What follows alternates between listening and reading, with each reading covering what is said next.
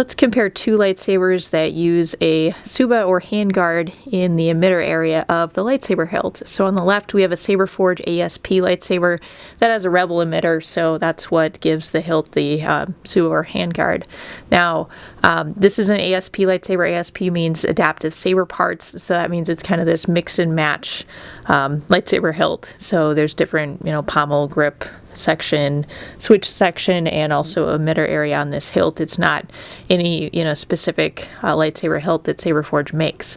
Now on the right is a Force Relics Venator 2.0, and the Venator series by Force Relics is also kind of a mix and match series, so you don't necessarily get an emitter section like that. That's kind of a special Kanan Jarrus style for that emitter section. So we're really kind of comparing two mix and match lightsaber hilts made by different companies. So Saberforge is in the US and Force Relics is based in Belgium.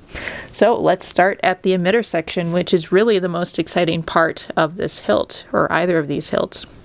So first of all, we see that both of the hilts have this kind of emitter shroud, this sort of cutout section, and the kind of interior blade holder of the Saberforge lightsaber is quite a bit longer, and the one for the Force Relics Venator 2.0 is quite a bit shorter, and it has a little bit of a lip at the top of it. And the cutout shape is also a little bit different on these two hilts, so it's almost a bit triangular toward the top of this Saberforge hilt, and it's a little bit more flat for this Venator 2.0. And the Venator 2.0 also has this kind of knurled thumb screw in the front as a decorative piece, also as the blade retention screw. And the Saberforge hilt has the blade retention screw on the opposite side, and there's no thumb screw on the front. Now we finally get to the kind of Tsuba itself. It's right here. The Venator 2.0, it has more of a dish shape to it, kind of like a radar dish. And the Saberforge one is flat, so that's very different. Although both of them kind of taper, toward the bottom. The Saberforge one is a bit longer. The Tsuba is a little bit longer, and the one for the Venator 2.0 is a bit shorter. Now we have some grooves on the Venator over here. We also have some grooves on this custom Saberforge hilt. And, well, okay, overall we should look at these two hilts. The Saberforge one is two-toned. It has a lot of black accents to it, and the Venator 2.0, it's all just one color, except this small section kind of toward the top of the hilt right here is black. All right, moving down, we have the switch section, which is always a little hard for me to say. So here is an AV switch hole on the Venator 2.0, and then here we have two holes for the Saberforge hilt. One of these would be for the recharge port. And we have some nice vertical grooves that are colored black on the Saberforge hilt as well. And then we get to the grip section. So the grip section on the Saberforge hilt, it's kind of this series of small thin grooves, and it's all black.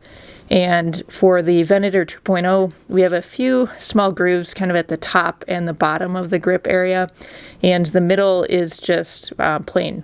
So, this would really favor the addition of like T-track grips or some other type of added on grips to the hilt.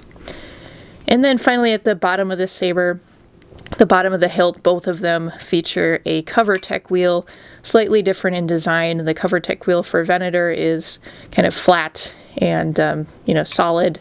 And the covertech wheel for the Saberforge hilt, it has these little holes kind of around it. And then we get to the pommel. Both of them use a vented pommel, and they have a pretty different design. So this almost looks like a 5, on a side of a die. And the Saberforge one looks a little more like, like a grate, some type of grate or vent for something.